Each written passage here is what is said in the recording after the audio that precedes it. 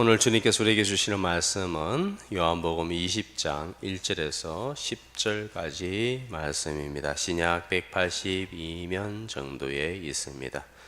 요한복음 20장 1절에서 10절까지 말씀 저와 여러분들이 교독으로 봉독하겠습니다. 1절 제가 먼저 봉독합니다. 안식 후 첫날 일찍이 아직 어두울 때에 막달라 마리아가 무덤에서 와서 돌이 무덤에서 옮겨진 것을 보고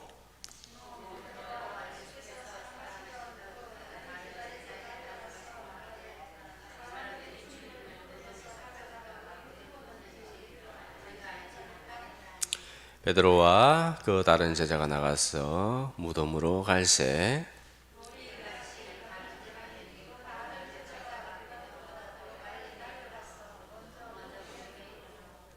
구부려 세마포 놓인 것을 보았으나 들어가지는 아니하였더니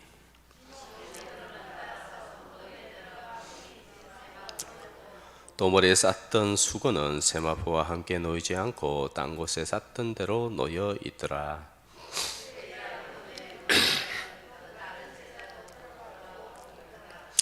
그들은 성경에 그가 죽은 자 가운데서 다시 일어나야 하리라 하신 말씀을 아직 알지 못하더라. 이에 두 제자가 자기들의 집으로 돌아가니라. 아멘. 자, 오늘 말씀은 모방할 수 없는 부활에 대해서 말씀을 듣도록 하겠습니다. 사람들은 인기 있는 것, 그리고 좋은 물건에 대해서는 선망을 가지고 모방하기를 좋아합니다. 명품을 모방하는 것을 뭐라고 하죠? 명품을 모방하는 것을 짝퉁이라고 그렇게 말합니다. 요즘에는 짝퉁도 워낙 정교하고 바늘 한 땀 한 땀 정확하게 그렇게 그거마저도 그렇게 모방을 하기 때문에 심지어 전문가들조차도 구별하기 힘들다고 합니다. 그리고 질적으로도 별로 차이가 나지 않는다고 합니다. 사람들은 하여튼 모방하기를 좋아하고 세상에 진짜 눈에 보이는 모든 것을 다 모방할 수 있습니다.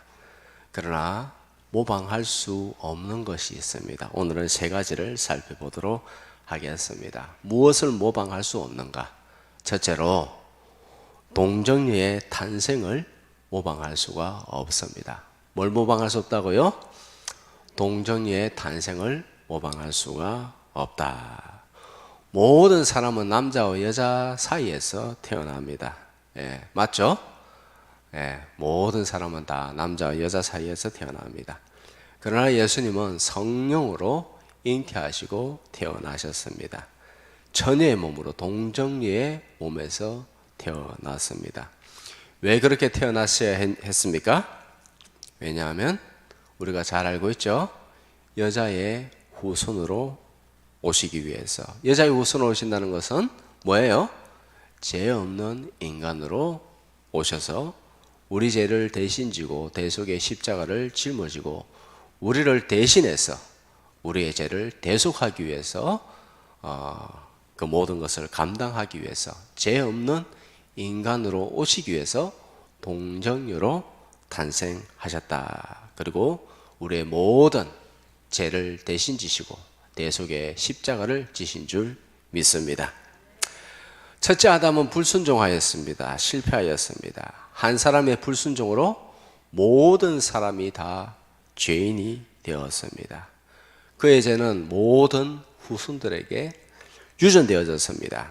모든 사람은 죄를 지었고 죄인입니다. 죄의 삭은 무엇입니까? 사망입니다. 지옥입니다. 영원한 고통입니다. 그런데 하나님께서 우리에게 영원한 생명을 주신 줄 믿습니다. 자, 창세기 5장 3절 다 같이 시작. 아담은 130세에 자기의 모양 곧 자기의 형상과 같은 아들을 낳아 이름을 셋이라 하였고. 아멘. 아담은 누구의 형상이에요? 아담은 하나님의 형상을 입었습니다. 죄가 없는 상태로 지음을 받았습니다. 그런데 아담의 후손들은 누구의 형상이에요? 오늘 모습 보니까는 아담은 130세에 자기의 모양, 자기의 형상대로 아들을 낳아 그 이름을 셋이라 하니라. 누구의 형상이라고요? 아담의 형상. 아담의 형상, 즉 죄인의 형상이다라는 것입니다. 예, 모든 사람이 다 죄인이다라는 것이죠. 죄의 문제, 죽음의 문제를 해결할 수가 없습니다. 즉 지옥에서 영원히 벗어날 수 없는 존재입니다. 죄인입니다. 그러나 예수님께서 아담의 형상으로 오지 않았습니다. 아담의 형상으로 오지 않기 위해서 동정녀로 몸에서 태어났습니다. 성령으로 태어났습니다. 세상이 모방할 수 없는 것은 바로 동정녀 사건입니다. 현대의학이 최첨단으로 발달되어 있습니다. 유전자 가위라는 말을 들어보셨죠? 유전자 가위로 DNA를 그렇게 싹둑싹둑 잘라서 편집을 합니다. 질병이 있는 DNA는 잘라냅니다. 그리고 더 좋은 DNA로 갖다 붙입니다. 예, 조작합니다. 그리고 줄기세포를 이용하여서 이게 만들어졌는지 안 만들어졌는지 모르겠는데 만들어졌다는 말이 많습니다. 줄기세포로서 들어온 인간까지 사람까지 만들었다라는 말을 듣기는 합니다. 여러분들 양이 복제됐다 그런 말 들었죠? 못 들어봤어요? 우리나라 뭐 한 15년 전부터 양이 복제됐다 말이 있잖아요. 그죠? 돼지가 복제됐다, 원숭이가 복제됐다, 개가 복제됐다 그런 말 들어봤잖아요. 여러분들 이런 기술을 가지고 있으면 사람을 복제할 수 있을까요? 없을까요? 예? 물론 신문상에서는 감히 그런 말을 못합니다만은 저 은밀한 곳에서 이 욕망으로 가득 차 있는 인간이 그걸 안 만들었을까요? 예? 제 생각에는 저 지하 깊은 곳에서 이미 만들었으리라고 그렇게 생각합니다. 예, 사람은 이렇게 모방하기를 좋아합니다. 그러나 동정녀의 탄생은 일절 모방할 수가 없다라는 것입니다. 우리에게 영광을 주기 위하여서 주님께서 버러지 같은 형상 인간으로 오신 줄 믿습니다. 두 번째로 사람들이 모방할 수 없는 것은 빈무덤입니다. 빈무덤.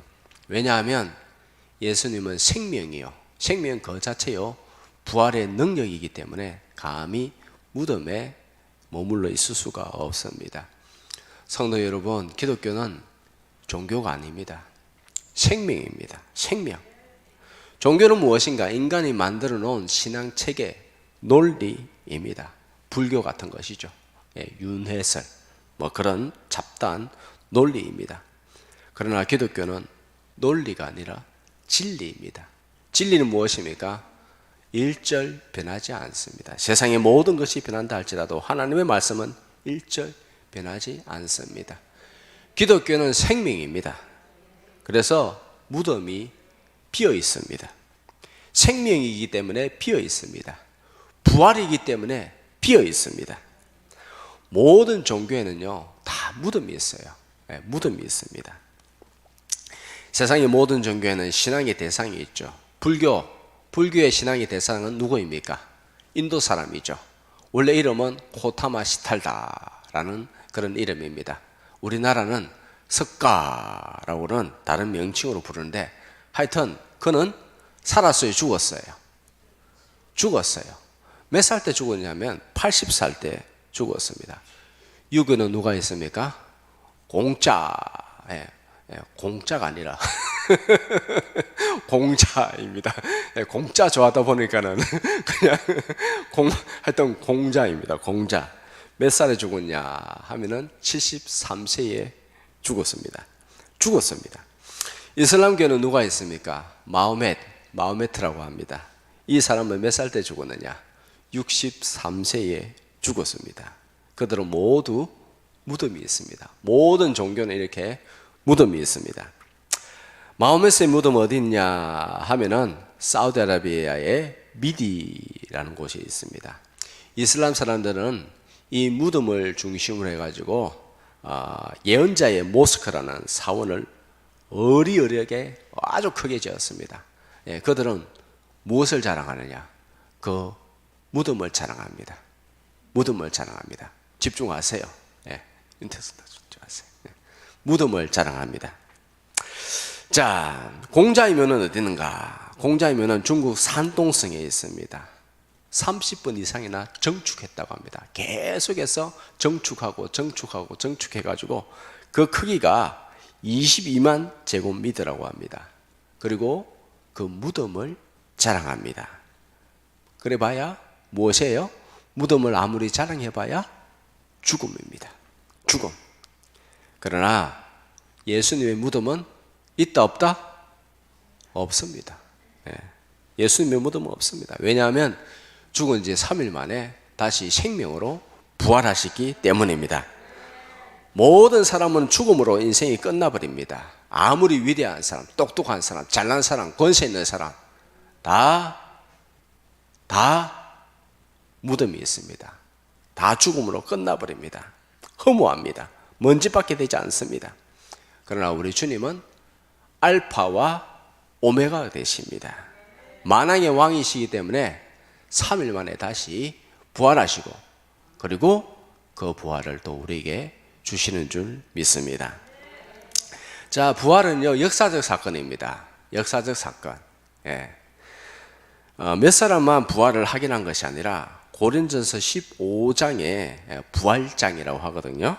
여기서 보니까는 예수님의 부활을 본 사람을 차례로 서술하고 있습니다. 먼저는 게바에게 보이시고 그 다음에는 12제자에게 보이시고 그 다음에 계속해서 보이시다가 마지막에는 500여 명의 형제들 앞에서 직접 보이시면서 하늘로 성천하셨습니다. 500명이 동시에 일시에 예수님의 부활하신 그 부활체를 보았습니다. 예수님이 성천하시는 모습을 500명이나 보았습니다.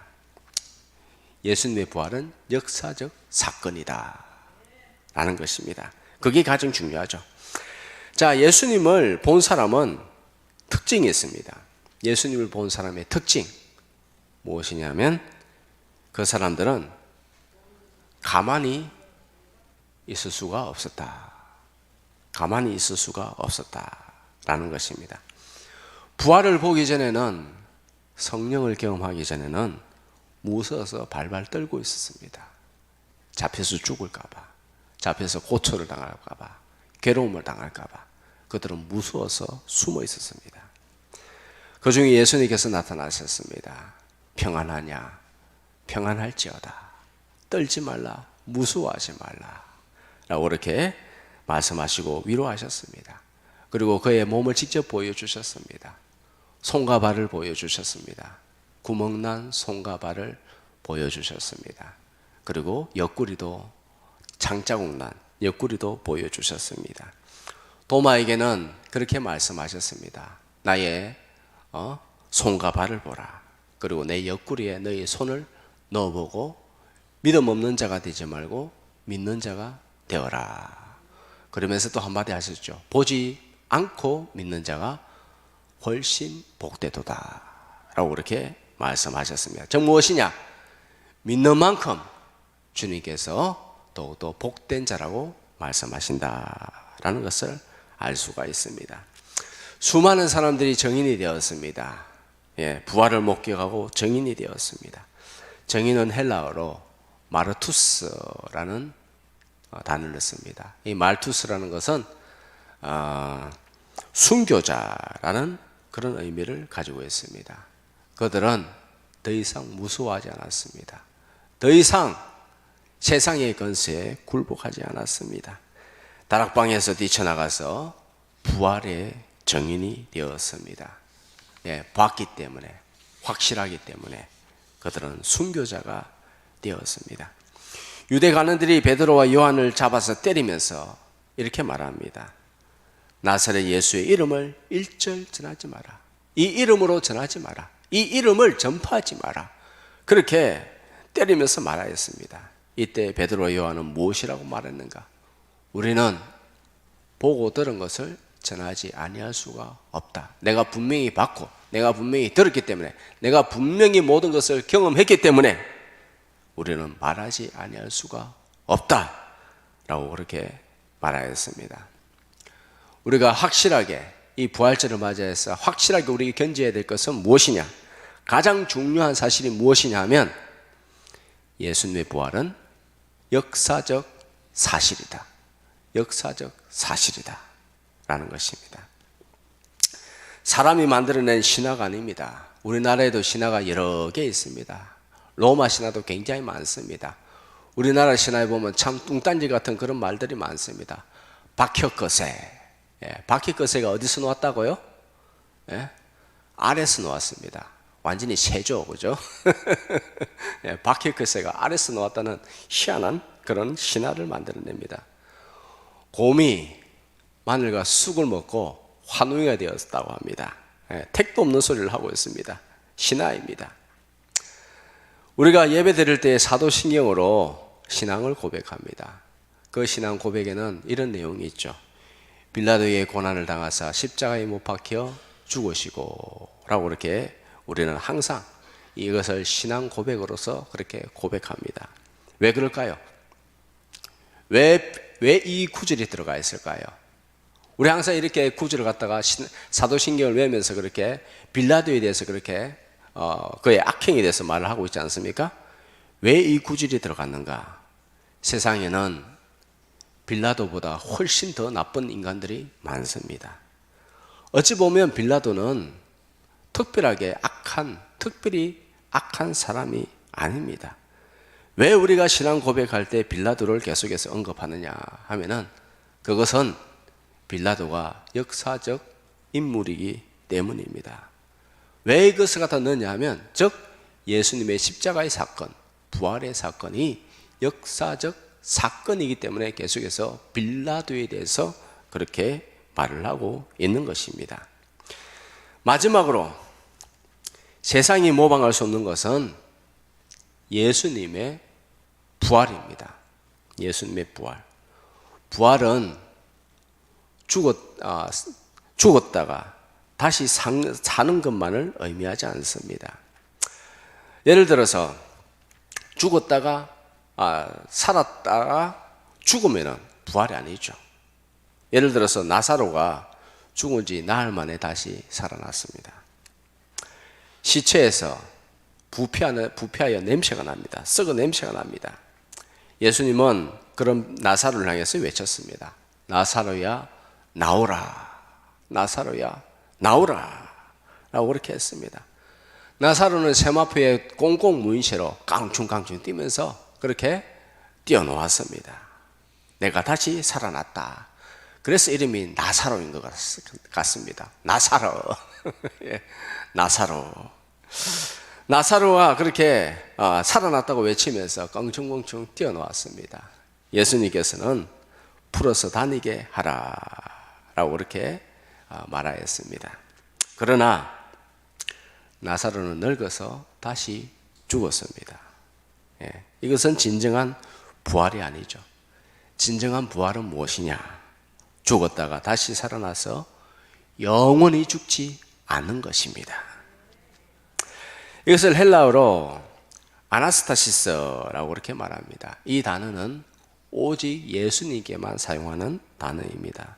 예수님은 아나스타시스, 예수님은 부활하셨습니다.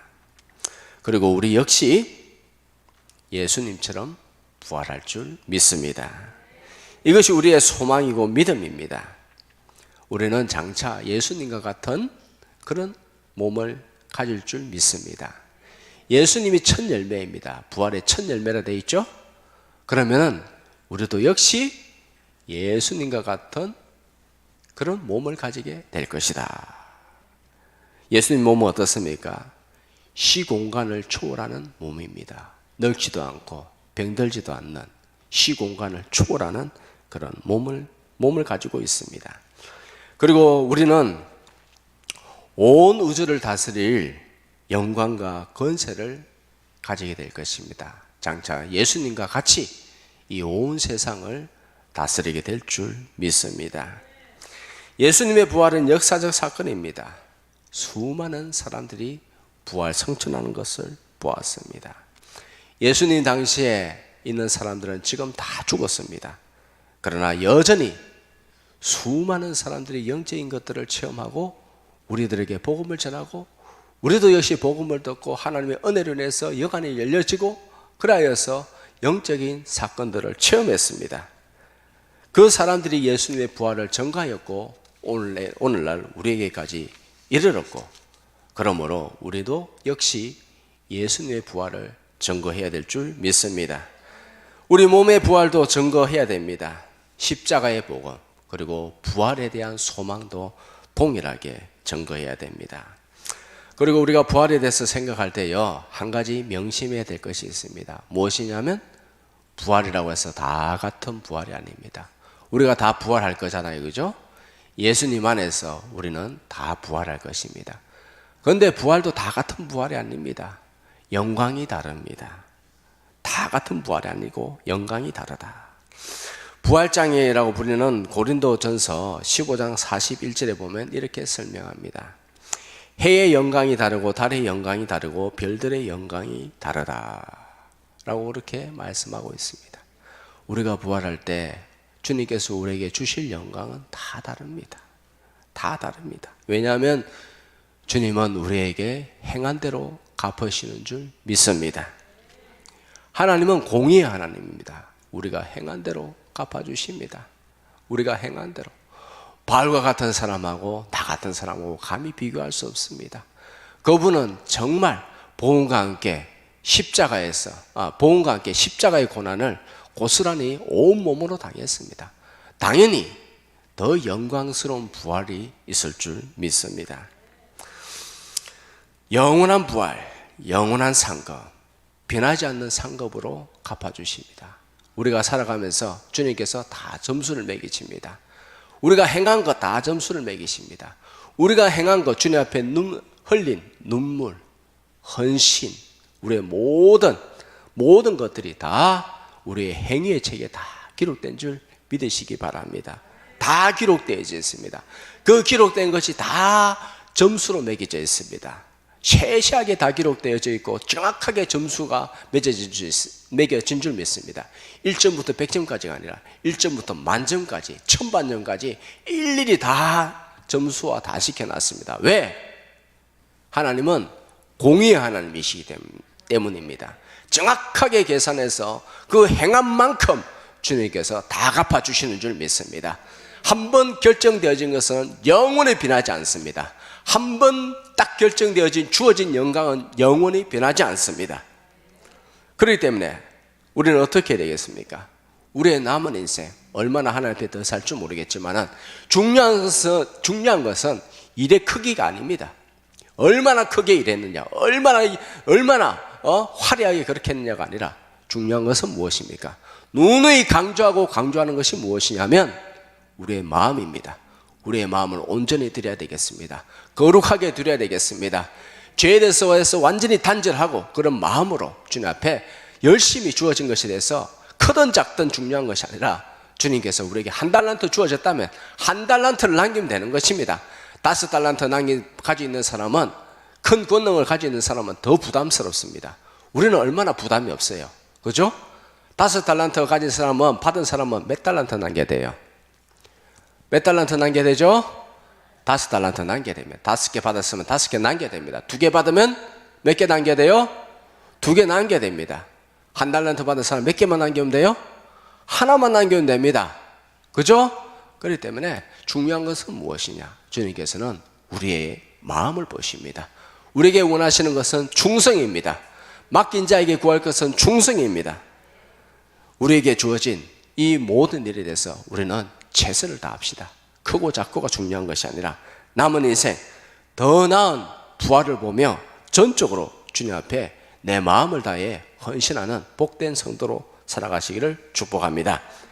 우리 주변에 부활을 알지 못하는 사람들이 있습니다. 부지런히 지내야 됩니다. 지금 잠자는 교인들이 너무나 많습니다.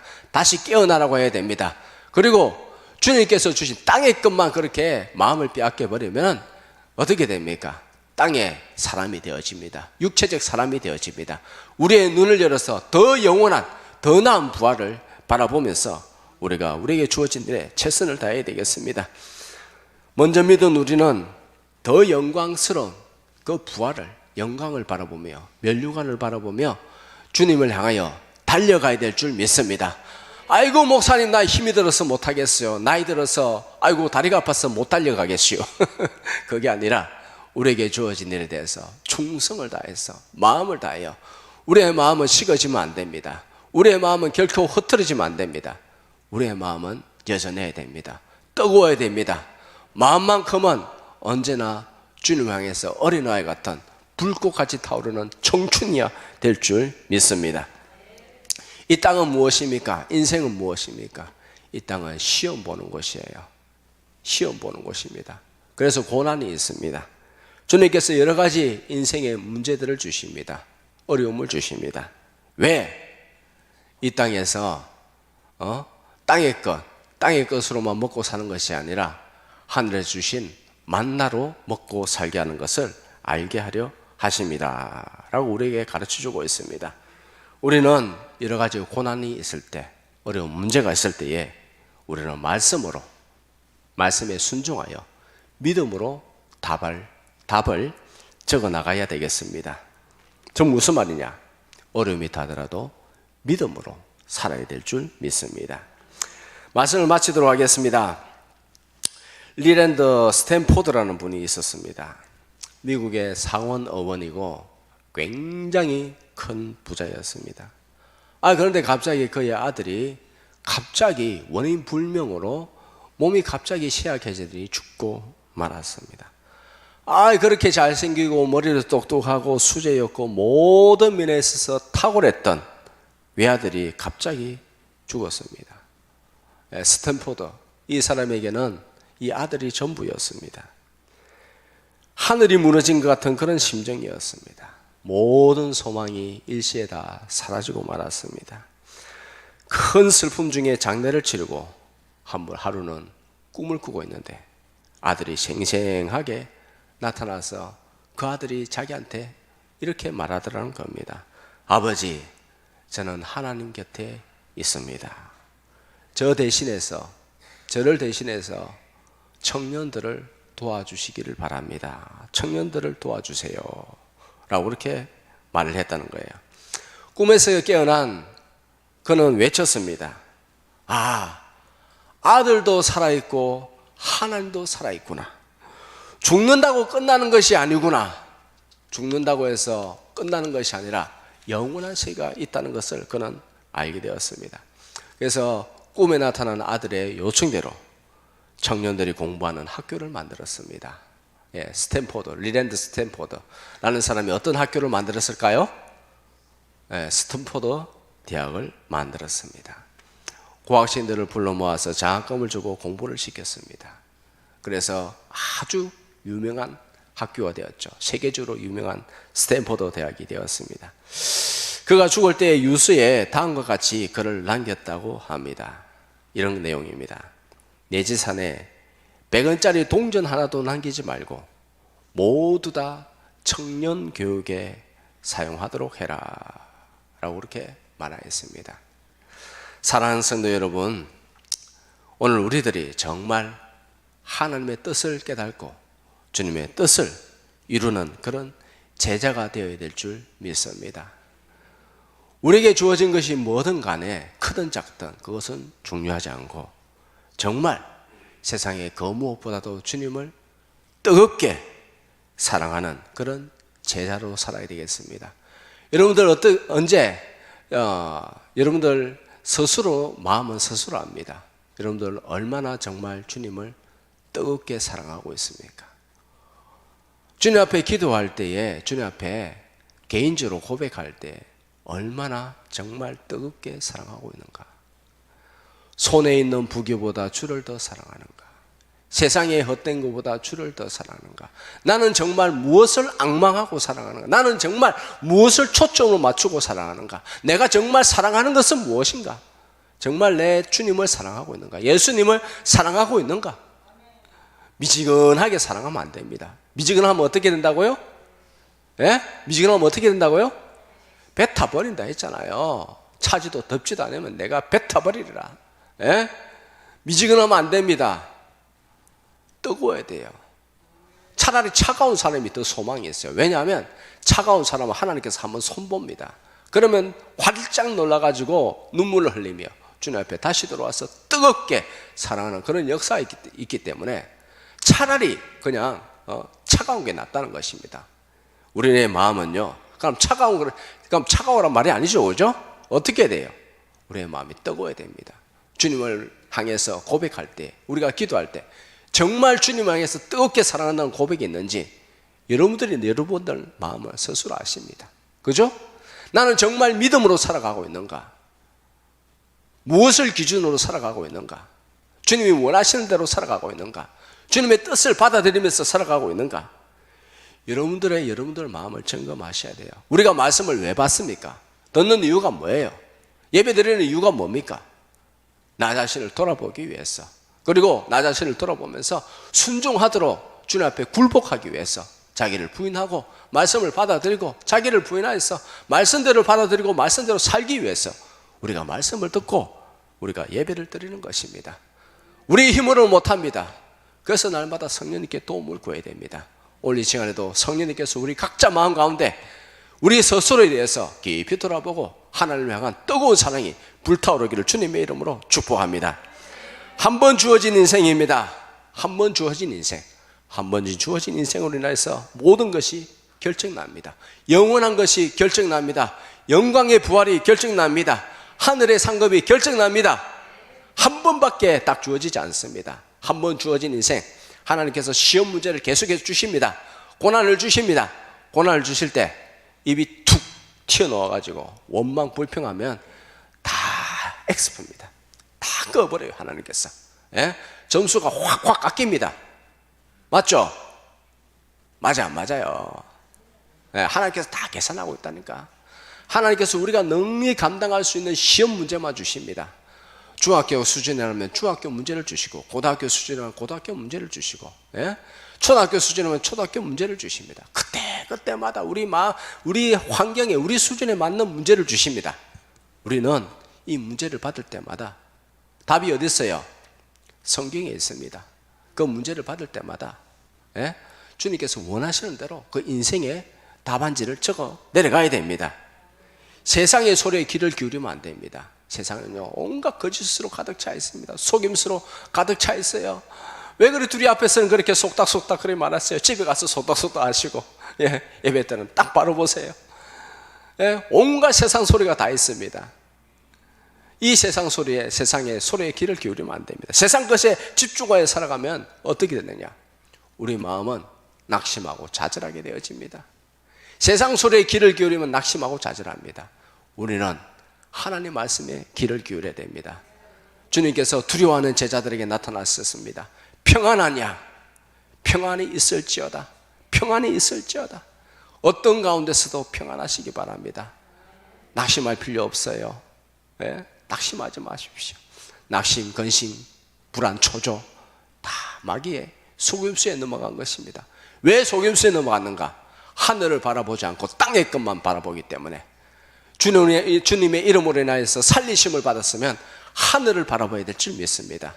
하나님께서 땅의 것 다 채워주십니다. 다 모든 것을 해결해 주십니다. 우리에게 주어진 것에 대해서 주님 의지하는 마음으로 주님 잘 감당케 하여 주시옵소서. 그런 마음으로 살아간다면 하나님께서 능히 이기게 해주십니다. 충만하게 채워주십니다. 하나님 의지하면요, 어려운 가운데서도 기뻐할 수 있습니다. 믿음으로 승리할 수 있습니다. 한 번 주어진 인생, 더 나은 부활을 사모합시다. 더 나은 부활. 네. 제가 청년 때에 하나님 부르심을 받고 알겠습니다 하면서 주님 앞에 이렇게 결정하고 모든 것을 내버려 두고 주님을 따르게 된 이유가 무엇이냐? 가장 결정적인 것은, 아, 그렇구나. 한 번 주어지고 한 번 결정되어진 그 부활은, 영광은 영원히 변하지 않구나. 그러면 어차피 사는 인생, 하나님 앞에 좀 더 나은 인생으로 살자라는 그런 생각을 가지고 그렇게 결정하였습니다. 여러분들도 동일한 생각을 가지고 있는 줄 믿습니다. 우리에게 주어진 것에 대해서 끝까지 믿음으로 끝까지 잘 달려가는 복된 성도로 사시기를 주님의 이름으로 축복합니다. 기도하겠습니다. 하나님 아버지, 감사합니다. 세상의 그 어떤 것을 사람들이 모방한다 할지라도 하나님 아버지, 일절 모방할 수 없는 것은 동정녀의 탄생, 주님의 부활, 빈 무덤인 줄 믿습니다. 주님은 생명이시고 부활이시기에 일절 그 무덤에 머물 수 없고 부활하셨고 또한 저희들에게 부활을 허락하여 주신 줄 믿습니다. 주님, 더 나은 부활을 바라보며 주님 앞에 주어진 것에 충성스럽게, 그리고 가장 중요한 것은 주님을 향한 뜨거운 마음이 식어지지 아니하고 주님을 바라보며 승리하게 하여 주시옵소서. 예수님의 이름으로 기도드립니다.